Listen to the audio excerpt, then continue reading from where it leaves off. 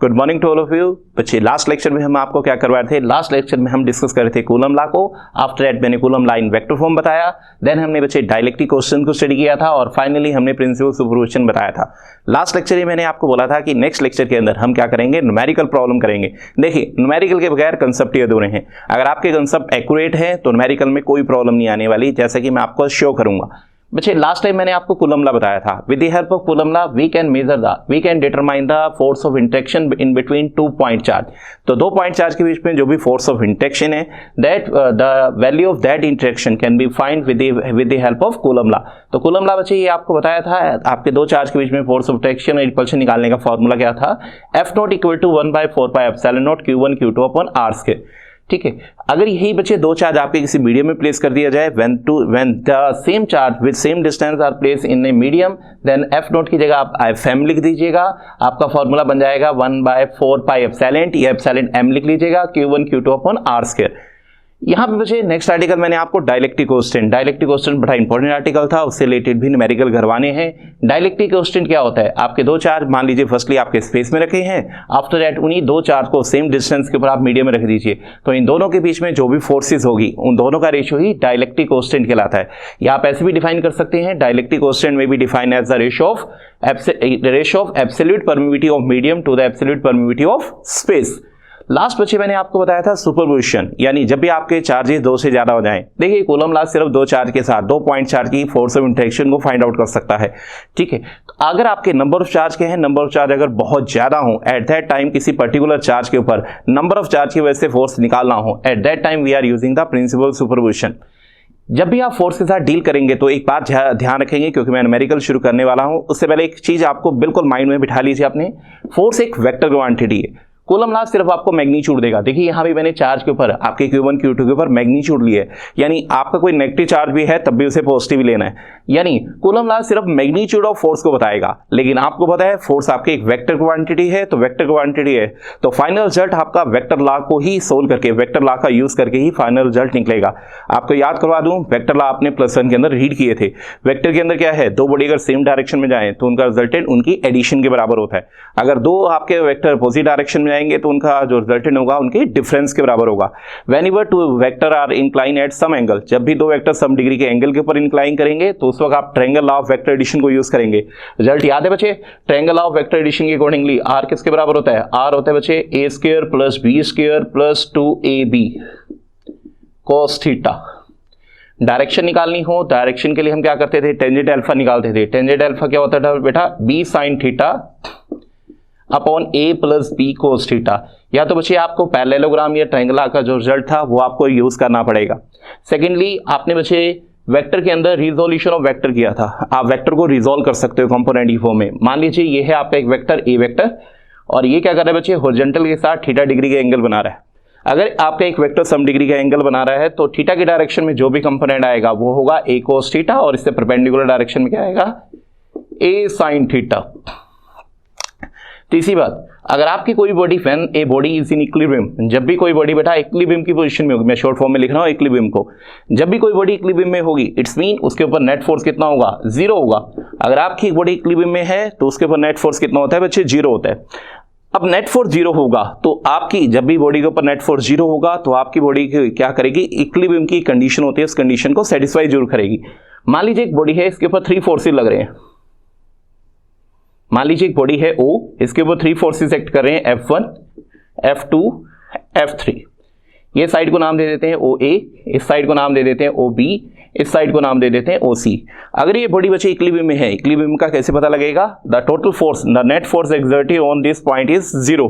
अगर इस O के ऊपर नेट फोर्स 0 है तभी ये आपका पॉइंट आपका इक्विलिब्रियम की पोजीशन में है।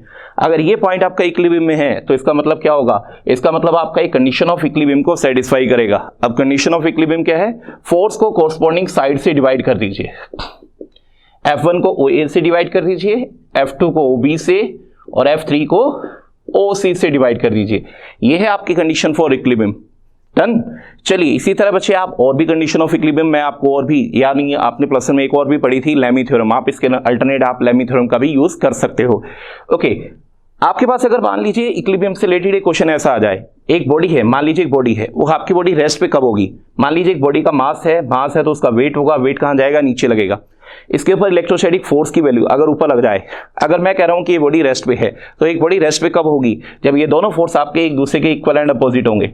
अपोजिट तो दिख ही रहे हैं, डायरेक्शन अपोजिट है, यानी जब इन दोनों का मैग्नीट्यूड एक दूसरे के इक्विवेलेंट होगा तो नेट फोर्स कितना होगा? Eight that time net force on this body is 0। अगर एक बॉडी के ऊपर नेट फोर्स 0 हो जाए तो आपकी बॉडी कौन सी पोजीशन में आ जाती है? आपकी बॉडी इक्विलिब्रियम की पोजीशन पे, स्टेशनरी पोजीशन पे आ जाती है। चलिए न्यूमेरिकल करते हुए फर्स्ट आपको न्यूमेरिकल डिस्कस कर रहा हूं। मैंने आपके सामने पहले ही लिखा हुआ है न्यूमेरिकल। क्या है न्यूमेरिकल? समझते हैं। ओके, न्यूमेरिकल करने से पहले एक चीज और ध्यान से, आज आप न्यूमेरिकल कर रहे हो, न्यूमेरिकल को करने से पहले एक महामंत्र आपको बता देता हूं, एक मंत्र बताता हूं न्यूमेरिकल करने का। जब भी न्यूमेरिकल करना हो सबसे पहले स्टेटमेंट को क्लियरली पढ़िए, जो जो डाटे निकलते हैं वो डाटे आराम से निकाल लीजिए। डाटों को एक एसआई सिस्टम में, या आप क्योंकि मोस्टली एसआई सिस्टम यूज करते हैं, उसके अंदर कन्वर्ट कर लीजिएगा और फिर क्वेश्चन को सोल्व करने के लिए जो फॉर्मूला लगेगा वो लगाएंगे। फॉर एग्जाम्पल देखिए, ए पिच बॉल, ए फ्री पिच बॉल, एक फ्री पिच बॉल है P ऑफ मास 10 ग्राम। एक फ्री पिच बॉल है जिसका मास है बच्चे 10 ग्राम।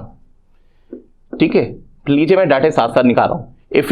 ए free pith ball P of 10 gram carry a positive charge of this.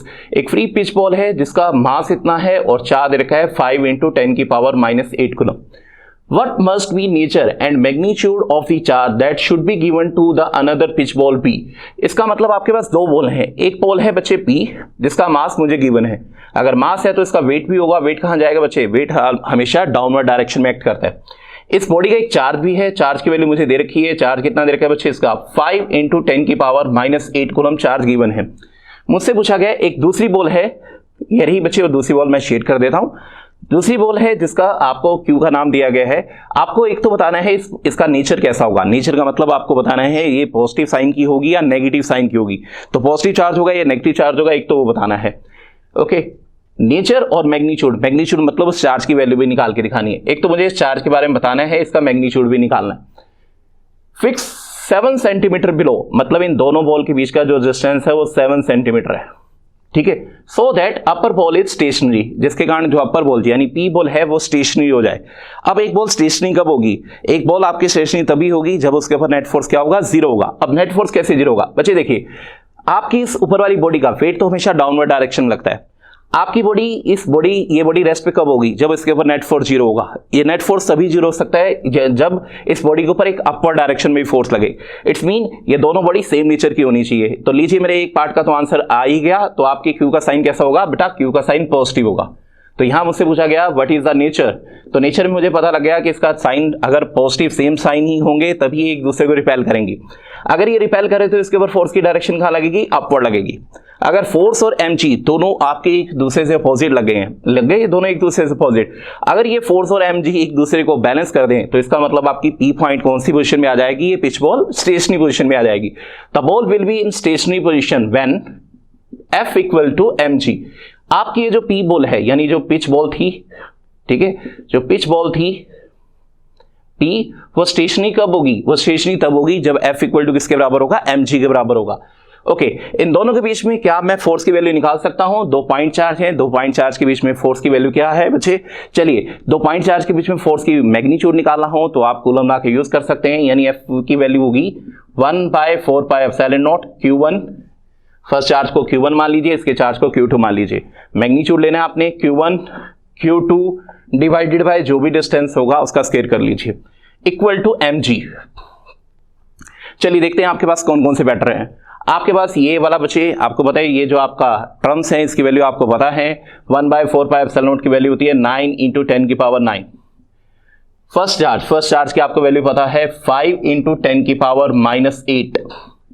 Second charge की वैल्यू आपने निकालनी है डिवाइडेड बाय r का स्क्वायर। इन दोनों के बीच का डिस्टेंस कितना था बच्चे? 7 सेंटीमीटर। मीटर में कन्वर्ट कीजिए, ऐसा ही सिस्टम में ले आइए, 10⁻⁻2 मीटर।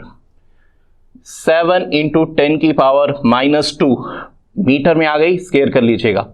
लीजिए ये क्वांटिटी तो बच्चे मैंने हर टर्म की वैल्यू लिख के मैंने इसको सोल्व कर दिया, इक्वल टू m की वैल्यू किसके बराबर थी? m की वैल्यू दे रखी थी बच्चे 10 ग्राम। पहले तो 10 ग्राम को किलोग्राम में कन्वर्ट कर लीजिए, 10⁻³ करते ही, यानी मैंने इसे क्या किया? ग्राम को किलोग्राम में कन्वर्ट किया, 10 × 10⁻³ किलोग्राम। लीजिए किलोग्राम में लिख दिया और जी की वैल्यू एसआई सिस्टम में कितनी होती है 9.8। इसका मतलब मुझे सारी टर्म की वैल्यू पता थी, मैंने सभी वैल्यू इसके अंदर पुट कर दी। सॉल्व कीजिए, Q2 की वैल्यू निकालिए, Q2 की वैल्यू मल्टीप्लाई कीजिए, सॉल्व कीजिए। आप बच्चे जिससे सॉल्व करेंगे तो आपकी Q की वैल्यू आएगी 1.067 इंटू 10 की पावर -6 कूलम। ठीक है बच्चे, बहुत आसान क्वेश्चन था। आपकी एक बच्चे 2 पिच बॉल दे रखी थी, आपकी एक पिच बॉल P थी, एक पिच बॉल Q थी, आपकी Q दे रखी थी। इसके ऊपर चार्ज गिवन था, इसका मास गिवन था। आपको ये बताना था ये वाली बॉल जो आपकी कब स्टेशनरी होगी, और ये भी पूछा गया था नीचे वाली बॉल के ऊपर चार्ज आपका कौन सा होगा। बच्चे देखिए ये बॉल स्टेशनरी तभी होगी जब इसके ऊपर नेट फोर्स 0 होगा। नेट फोर्स कब लगेगा बच्चे, जब इसके ऊपर सेम चार्ज होगा, यानी दोनों बॉडी का चार्ज क्या है, सेम नेचर का। अगर ये पॉजिटिव है तो ये भी पॉजिटिव ही होनी चाहिए। दूसरा, आपकी इसके कारण जो फोर्स लगेगा वो अपर डायरेक्शन में लगेगा। अगर this force is equal to this mg, अगर ये फोर्स और mg एक दूसरे के इक्वल हो गए तो इसका मतलब नेट फोर्स क्या होगा, आपकी बॉडी के ऊपर 0 होगा। और अगर आपकी बॉडी अगर इस बॉडी के ऊपर नेट फोर्स 0 हुआ तभी ये बॉडी आपकी स्टेशनरी पोजीशन पे होगी। तो स्टेशनरी पोजीशन की कंडीशन लगाई F equal to mg, F की जगह वैल्यू पुट की, mg की इसके अंदर वैल्यू, मैंने इसके अंदर सारी टर्म की जो मेरे पास वैल्यू थी मैंने सारी वैल्यू पुट की, और वैल्यू पुट करके मैंने क्या किया, मैंने इस Q2 की वैल्यू निकाली जो मेरा फाइनल आंसर है।